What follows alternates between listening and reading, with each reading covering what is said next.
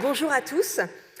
Alors avant de commencer, je souhaiterais rapidement, mais très chaleureusement, remercier Muriel et René de la confiance qu'ils me font, mais aussi de la possibilité qu'ils m'offrent, messieurs, dames, de vous parler d'un sujet qui me tient très à cœur, la mise au monde, qui est aussi ce qui fait mon quotidien de sage-femme, exerçant depuis plus de 20 ans en salle de naissance.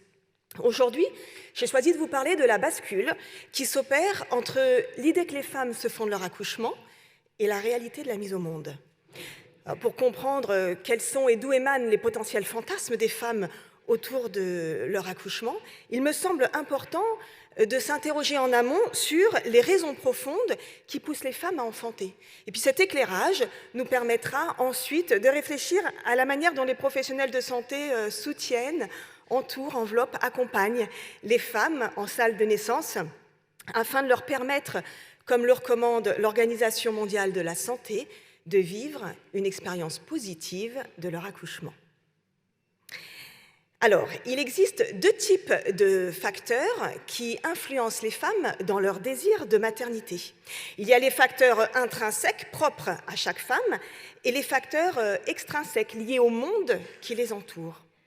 En se basant sur des études scientifiques, comportementales, qui ont analysé les différentes forces qui poussent les individus à agir, nous pouvons affirmer qu'il existe deux forces opposées qui tiraillent les femmes dans leur désir de maternité. Il y a leur motivation, il y a leur frein personnel.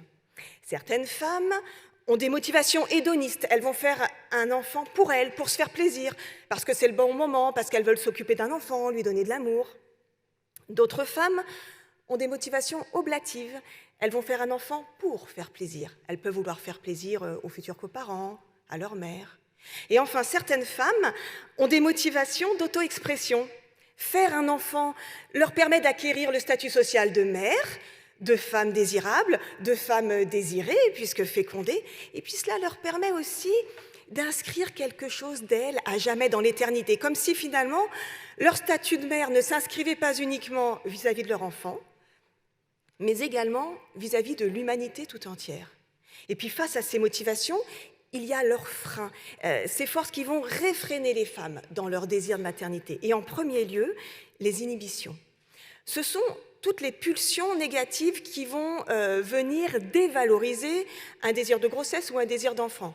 Trop jeune, trop vieille, trop comme ceci, pas assez comme cela, une situation financière ou professionnelle pas suffisamment stable.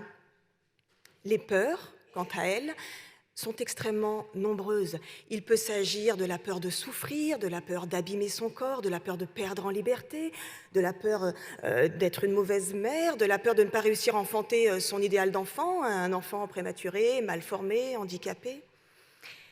Et puis les risques sont les freins les plus objectifs puisqu'ils représentent une tentative de rationalisation du désir d'enfant. C'est le cas, par exemple, de ces femmes qui souhaitent être à tout prix rassurées que leur enfant n'est pas porteur d'une trisomie 21. Ces risques ne sont pas forcément fondés, mais ils sont très tangibles pour les femmes. Ils nécessitent qu'on y réponde. Et puis, ils sont aussi souvent guidés par la volonté des femmes de se conformer à la société. Alors voilà pour ce qui est des facteurs intrinsèques. Qu'en est-il à présent des facteurs extrinsèques qui vont influencer les femmes dans leur désir de maternité? J'augmenterai la souffrance de tes grossesses. Tu enfanteras dans la douleur. Le récit des origines, commun, vous le savez tous, au judaïsme autant qu'au christianisme, ne laisse rien présager de bon pour les femmes. Alors que l'on croit ou non en un Dieu, telle n'est pas la question aujourd'hui, mais nous ne pouvons que le reconnaître. Notre passé ancestral repose sur cette doctrine. C'est ici, à cet endroit précis, sur la base de ce dogme religieux, que nous avons au fil des siècles écrit notre histoire et bâti notre société. Bon, alors sans vous refaire toute l'histoire, laissez-moi quand même vous conter les fondements de l'obstétrique. François Morisseau, éminent obstétricien, est le premier homme à faire de l'obstétrique moderne une spécialité. C'est lui aussi qui rédige le premier manuel de l'obstétrique, qu'il intitule « Le traité des maladies », le mot écrit en plus gros, des femmes grosses et de celles qui sont accouchées. Dès son émergence, l'obstétrique médicale se centre donc sur la pathologie. Et cette vision induit subrepticement l'idée que le corps médical serait plus compétent que le corps de la femme. Et nous le comprenons aisément, concevoir l'obstétrique à travers le prisme de la pathologie aboutit inéluctablement à une perte de confiance des femmes en leur capacité propre à mettre leur enfant au monde. Bon, reconnaissons tout de même que grâce à François Morisseau et à d'éminents médecins qui lui ont succédé, que les progrès de la médecine et de l'obstétrique en particulier ont permis que diminuent drastiquement les taux de mortalité maternelle et infantile. Les femmes ont perdu confiance en elles, elles s'en sont remises aux médecins à qui elles ont confié la surveillance de leur grossesse et de leur accouchement, et elles sont allées accoucher massivement à l'hôpital plutôt qu'à la maison. Oui, mais voilà, messieurs, dames, l'hôpital aujourd'hui ne fait plus autant rêver qu'avant. Alors pourquoi ? Eh bien, depuis l'été 2017, l'émergence des termes de violence obstétricale assortis des hashtags « balance ton accouchement »,« stop VOG » et j'en passe, enflamme la toile. Les femmes dénoncent d'inadmissibles prises en charge qui ne respectent pas leur pudeur et font fi de leur consentement. Et parallèlement, en France, on est là en 2016, les maisons de naissance débutent leur expérimentation. Alors vous voyez, face à la souffrance et au mécontentement de certaines femmes, les politiques n'ont pas cherché à résoudre ce problème décrié à l'hôpital, non. Ils y ont proposé une solution alternative, une solution de contournement du problème, les maisons de naissance. Alors si celles-ci présentent l'énorme avantage, et ce sont les seules, à proposer un accompagnement personnalisé avec ce qu'on appelle le one-to-one care, elles sont aussi extrêmement contraignantes, car restrictives à la fois quant au recrutement des patientes, puisque seules les femmes à bas risque obstétrical peuvent prétendre y accoucher, mais restrictives également quant aux soins qui y sont prodigués. Car les femmes, elles y accouchent de manière naturelle, et cela signifie aussi sans péridurale.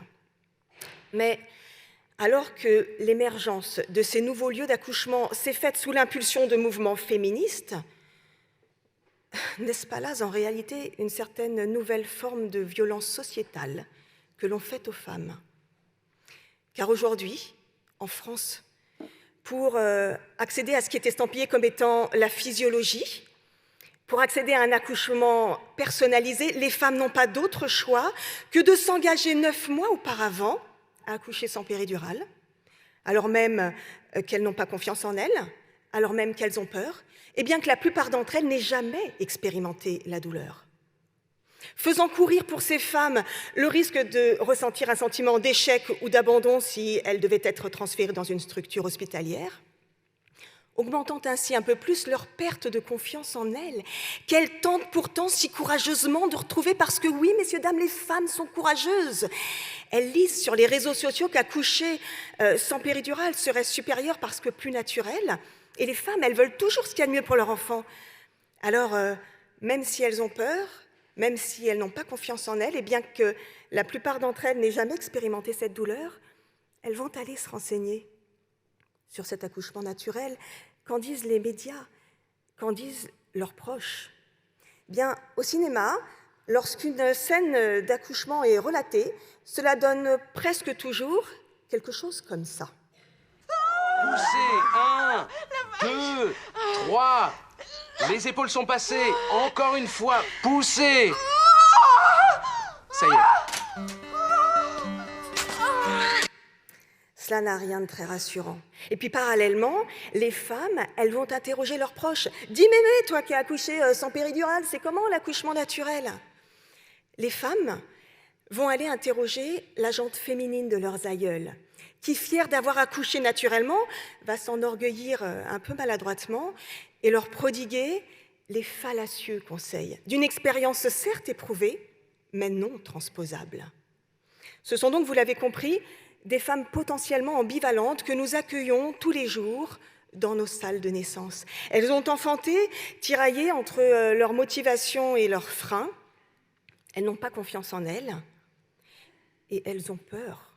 Alors comment nous, professionnels de santé, pouvons-nous détricoter ces fantasmes et retricoter avec les femmes la réalité du moment afin de leur permettre de garder un vécu positif de leur accouchement?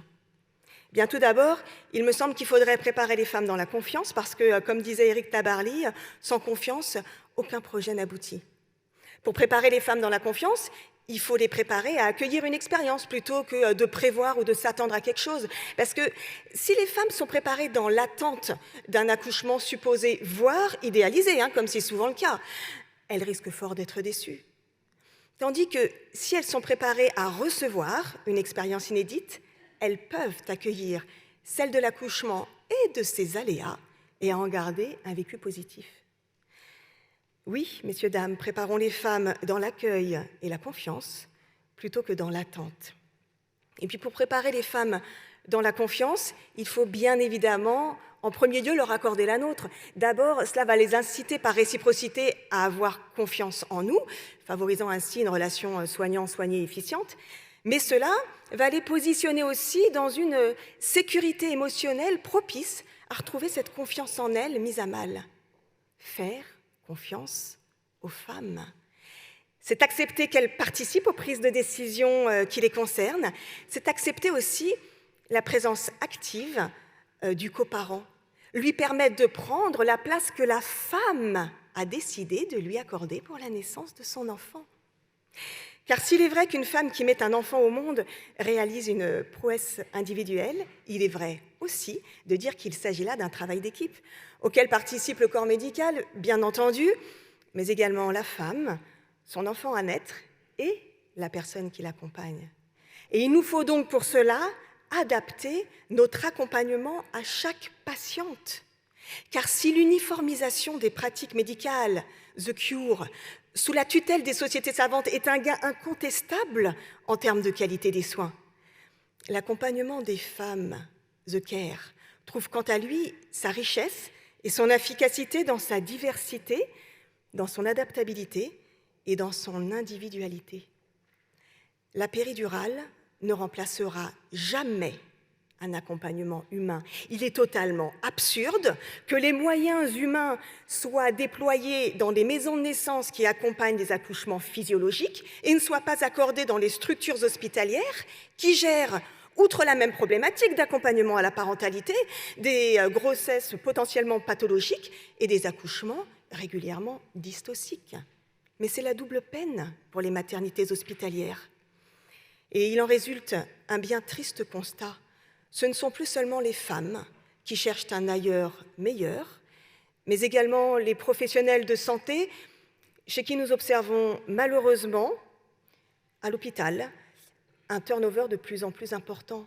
Mais les deux sont en fait intimement liés. Alors je nourris l'espoir que nous sachions transformer nos hôpitaux en hôpitaux magnétiques, concept que vous connaissez probablement, décrit il y a quelques années, et qui reconnaît qu'un hôpital où il fait bon travailler est un hôpital où il fait bon se faire soigner. Non, ce n'est pas un caprice, messieurs, dames, que de souhaiter que les politiques nous donnent les moyens de proposer des accompagnements personnalisés pour nos patientes, que nous puissions leur offrir humanité et exhaustivité des soins. C'est essentiel, c'est essentiel. Et en même temps, c'est pas suffisant. Il serait bien malhonnête que de rendre les politiques seuls responsables du mécontentement de certaines de nos patientes. Alors il est, me semble-t-il, grand temps pour les professionnels de santé que nous sommes de réaliser notre examen de conscience. Réintroduisons de la physiologie dans toutes les maternités et pas uniquement dans les maisons de naissance. Adaptons notre accompagnement à chaque patiente, à chaque accouchement, à chaque naissance.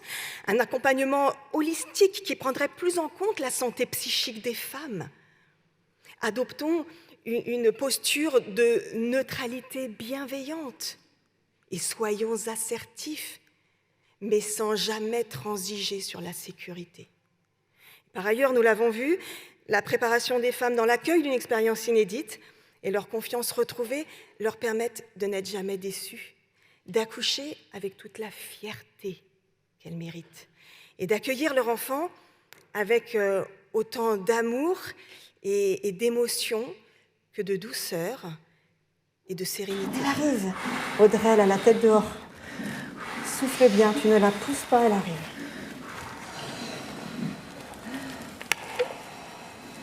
Tu vas pousser une fois pour l'épaule. Pousse une fois pour l'épaule. Ouais, super, ne pousse plus. Génial. Elle arrive, tu me laisses faire. Christophe, tu te lèves. Lève-toi, Christophe. Lève-toi. Reste là, près d'elle, reste près d'elle. Lève-toi. Mais attends de sortir, toi, avant de crier, petite poulette. Lève-toi, Christophe. Mets-toi debout. Mais attends, t'es pas sortie, dis donc. Audrey, tends tes bras, regarde, on la sort ensemble, cette petite.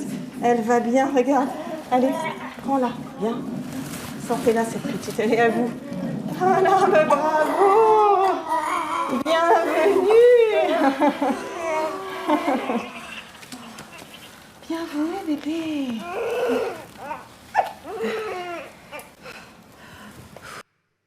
Je vous remercie de votre attention.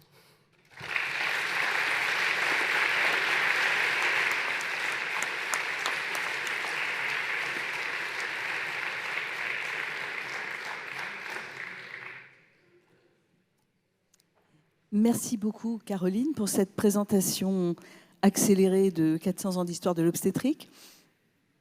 Alors, est-ce que tu crois vraiment que ce choix que font les femmes d'aller vers de la physiologie et vers les maisons de naissance est vraiment lié à ce qu'elles veulent de mieux pour leur enfant? Moi, j'ai plus le sentiment qu'il s'agit de quelque chose de très personnel, d'une envie pas d'exploit, mais quand même de montrer qu'on est capable et qu'on n'a pas besoin et qu'on est très autonome. Je ne le vis pas du tout comme je veux le mieux pour mon enfant. J'aimerais bien que tu développes ce point. En fait, vous m'entendez? Ouais. Il y a un effet de mode. Il y a un effet de mode aussi, où on veut de plus en plus ce qu'il y a de plus naturel, et la péridurale est connotée, rend l'accouchement non physiologique. Alors moi, je trouve que c'est une grande violence faite aux femmes, parce que quand les femmes, je les accompagne et qu'elles mettent leur enfant de manière spontanée et que la plupart d'ailleurs rompent spontanément les membranes et n'ont pas d'ocytocine pendant le travail, je trouve ça extrêmement violent de leur dire qu'elles n'ont pas un accouchement physiologique. Au prétexte qu'elles ont demandé à être soulagées de cette douleur-là. Et puis, il y a cette à la fois ça me semble être violent que de dire aux femmes qu'elles n'ont pas accès, que ce n'est pas un accouchement physiologique. Pour moi, je leur dis, pour moi, il n'y a pas de place à la déception. Je reçois trop de femmes en fait en salle de naissance qui sont déçues alors qu'elles devraient être simplement fières d'elles. Alors mon côté un peu féministe comme ça, mais ça me fait mal au cœur en fait. Pour moi, il n'y a pas de place. Et alors, est-ce que c'est lié vraiment à la volonté est-ce que c'est pour le mieux pour leur enfant ou le mieux pour elles? Probablement les deux, en fait. Une femme, elle est quand même... elles veulent quand même ce qu'il y a de mieux pour leurs enfants, les femmes. Si, je crois qu'il y a ça quand même. Mais on est aussi dans cette mouvance, et il y a effectivement quelque chose d'un effet de mode, de vouloir accoucher de manière naturelle. Mais... et ça reste quand même un gros mensonge, je trouve. Ça fait très très mal d'accoucher. Merci.